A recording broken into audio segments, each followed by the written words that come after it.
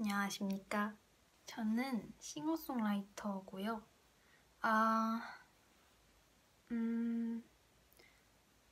이제 곧 앨범이 나왔다. 앨범이 12월 3일에 나왔답니다. 후후. 그거를 이제 약간 홍보차 영상을 찍게 되었습니다.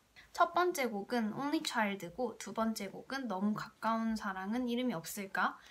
세 번째 곡은 Happy Ending, 네 번째는 F5, 다섯 번째 곡은 Cosmic Friendship입니다.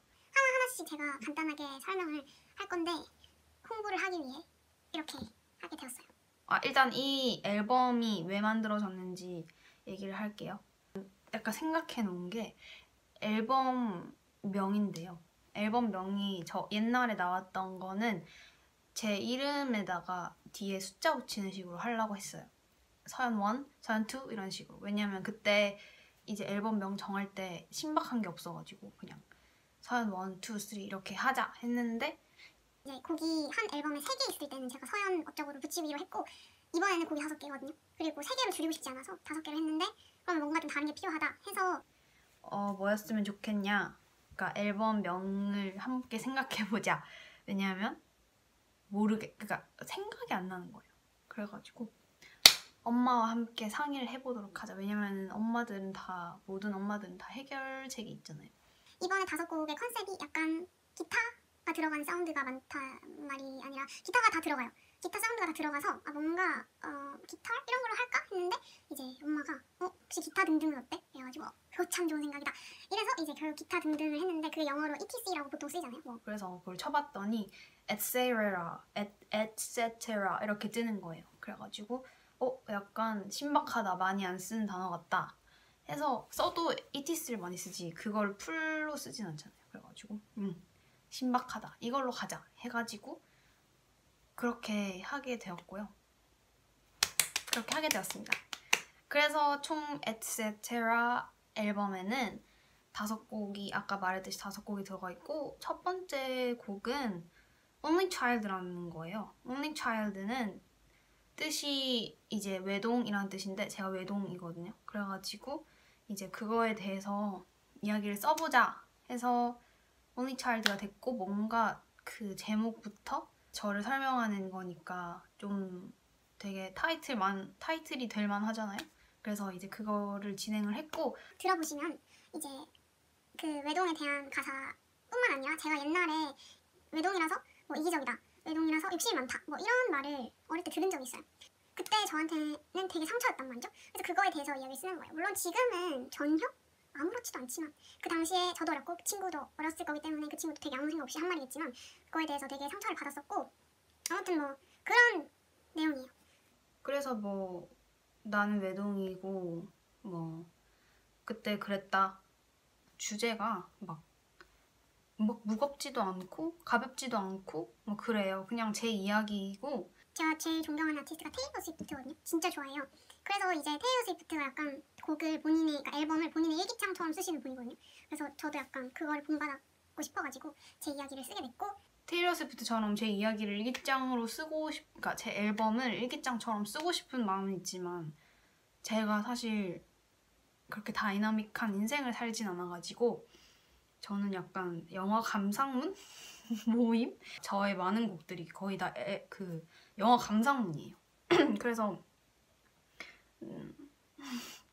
영화 감상문이라 보시면 될 것 같고 이번 트랙에 너무 가까운 사랑은 이름이 없을까? 이것도 사실 영화 감상문인데 어떤 영화를 보아서 이거를 만들게 됐냐면은 바로 대도시의 사랑법 그 김곤님이랑 잠시만요. 김고은님이랑 있어요. 아닌데 나 진짜 아닌데. 대도시의 사랑법에 김고은님과 노상현님이 나온 영화가 있어요. 저는 그게 원래 책이라고 들었거든요. 근데 제가 책을 보진 않았지만 그 영화를 보고 나서 약간 그런 필이 올 때가 있어요. 이거는 내가 정말 노래로 만들고 싶다는 필이 있어요. 그 영화가 뭐 흥행했고 안 흥행했고를 떠나서 그냥 제가 약간 이런 순간이 있단 말이죠. 근데 그거를 이제 느꼈어요. 여기서. 근데 둘이 서로를 엄청 이해해가지고 친구 완전 짱친이 돼요. 막 같이 살고 막 그런단 말이에요. 그 약간 제가 생각한 게 왜 이게 대도시의 사랑법이냐면은 이게 우정을 넘어가는 사랑이에요. 그러니까 막 둘이 막 좋아서 이런 게 아니라 진짜 우정을 넘은 친구로서의 사랑을 표현하는 것 같단 말이죠. 그런 우정에 대해서는 저희가 뭐 따로 이 말이 없잖아요. 그래가지고 너무 가까운 사랑에는 이름이 없을까? 뭐 이런 내용에 대해서 쓴 거랍니다. 이 시점은 이제 그 주인공 둘이가 싸웠는데 그냥 멀어지거든요. 그 시점이에요. 그래서 그때 이제 둘이 서로 내가 너의 베프인데 너를 설마 보고 싶지 않겠느냐 뭐 이런 내용이에요. 1절, 2절 가사가 다른데 그 사비 가사가 거기 1절에는 너무 가까운 사랑은 이름이 없을까라는 게 담겨있고 두 번 2절에서는 이름 없는 사랑은 그 끝이 없을까? 라는 게 있어요. 아무튼 뭐 너무 가까운 사랑, 그러니까 우정을 넘어선 이 너무 가까운 사랑에는 이름이 없을까? 이런 내용이죠. 말을 왜 이렇게 못하지? 정말 인간으로서의 사랑을 한단 말이죠. 정말 친구로서 너무 둘이 아끼고 너무 사랑해요. 그거에 대해서 좀 적어봤어요. 그래서 가사를 읽어보시면 이건 한글 가사가 많기 때문에 아마 가사를 읽으시면서 이런 대도시의 사랑법이 이런 내용이구나 라는 걸 잠깐이라도 느낄 수 있지 않을까. 그 다음 세 번째도 영어 감상문이에요. 세 번째 트랙 해피엔딩, 바로 이것도 영어 감상문입니다. 이거는 어떤 영화냐면 제가 그 마블 시리즈를 좀 많이 좋아해요. 그래서 마블 시리즈 이때까지 나온 거 다 봤고 특히 제가 그 원년 어벤져스 멤버들 좋아하고 거기에 플러스 뭐 스파이더맨, 데드풀 이런 캐릭터를 좋아한단 말이죠. 근데 이제 원년 멤버인 캡틴 아메리카에 대한 내용인데 이거는 어디서 영감을 얻었냐면 그 왓이프라는 마블에서 만든 멀티버스 이야기가 있어요. 약간 외전처럼 만약에 그 패기 카터 있죠. 캡틴 아메리카가 사랑했던 스티브 로저스 대신 패기 카터가 캡틴 아메리카가 됐다면 캡틴 카터가 됐다면 약간 이런 식의 되게 그런 게 많아요.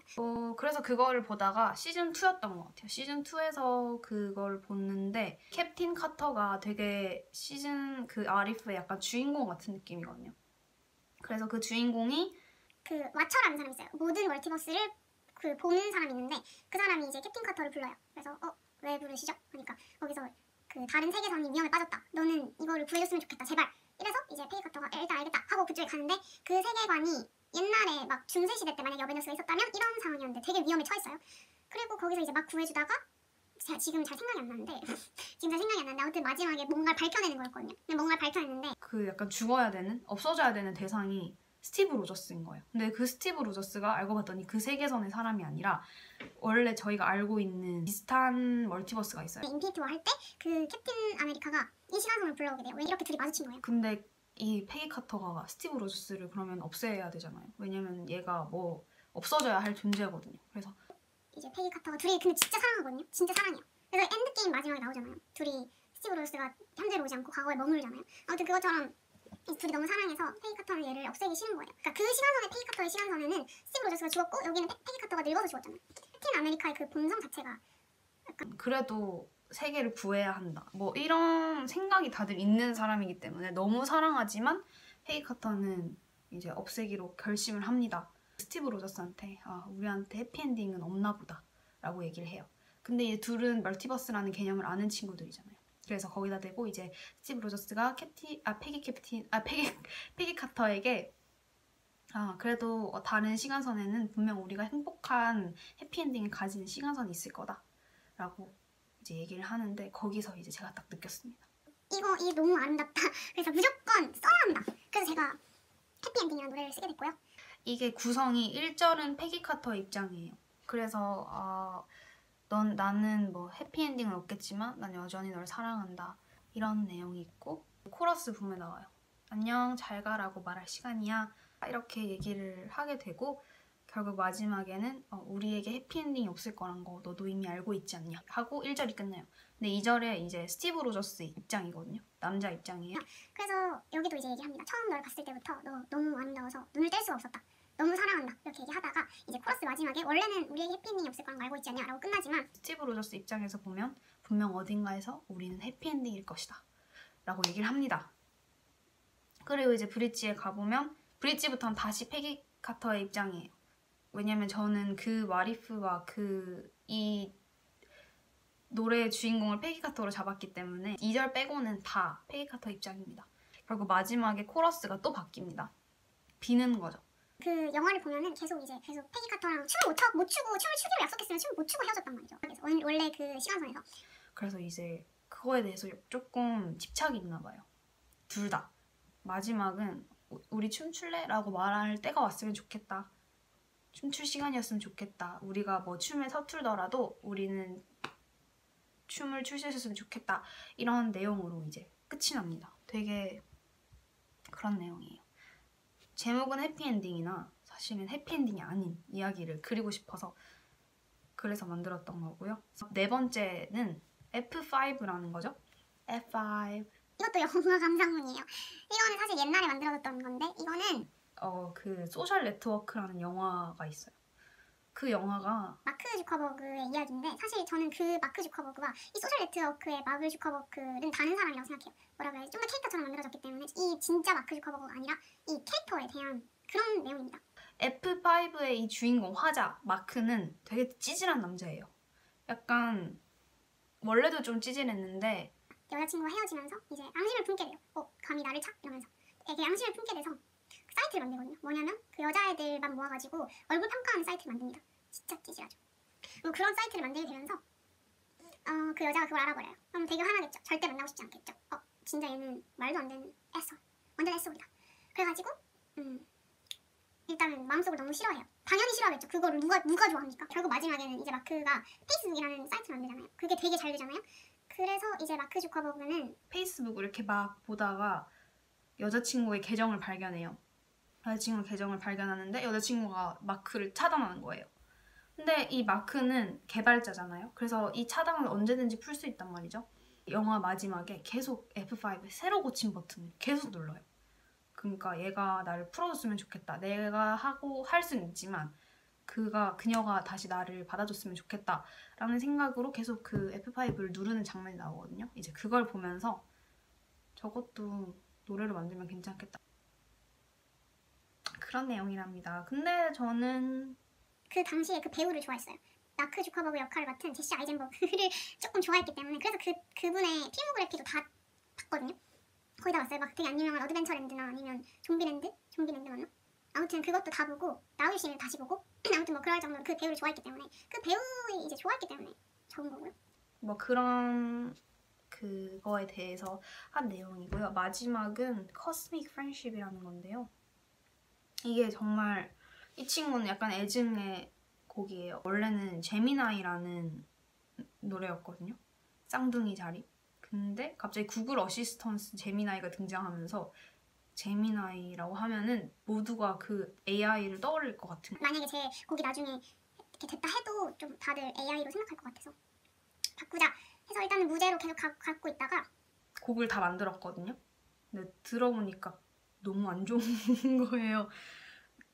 이게 뭐지? 해가지고 이제 다 그냥 처음부터 다시 다 갈아엎은 그런 내용. 이거가 무슨 내용이냐면 친구의 우정에 관한 이야기예요. 이거는 영화 감상문이 아니라 저의 실화이고 제 친구한테 너에 대한 노래를 꼭 만들어주겠다고 약속을 해서 약속을 지키기 위해서 그리고 또 그 친구가 되게 저한테 소중한 친구이기 때문에 그래가지고 이거를 만들게 됐고 아무튼 이제 약속을 해가지고 그거를 업고 다시 만들어야 했어요. 무조건 없앨 수 없었어요. 이 노래를. 원래 제가 이걸 어디서 따왔냐면 테일러 스위프트 가사 중에 Cosmic Love라는 게 있어요. 우주적 사랑. 이제 그걸 떠올리면서 원래가 제미나이였잖아요. 원래 제미나이가 어디서 나왔냐면 쌍둥이 자리 같다. 우리는 마치 쌍둥이 자리 같다. 너무 잘 맞기 때문에 하지만 취향이 전혀 달라요. 그 친구랑.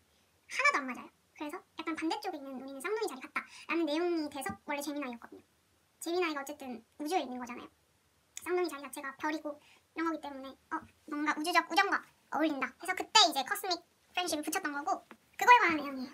근데 확실히 바꿔서 아예 갈아엎은 게 확실히 낫고 그 전 거는 제가 들어도 좀 아니었어요. 제 노래지만 그래서 갈아엎게 되었고 갈아엎어서 나온 게 훨씬 나았어요.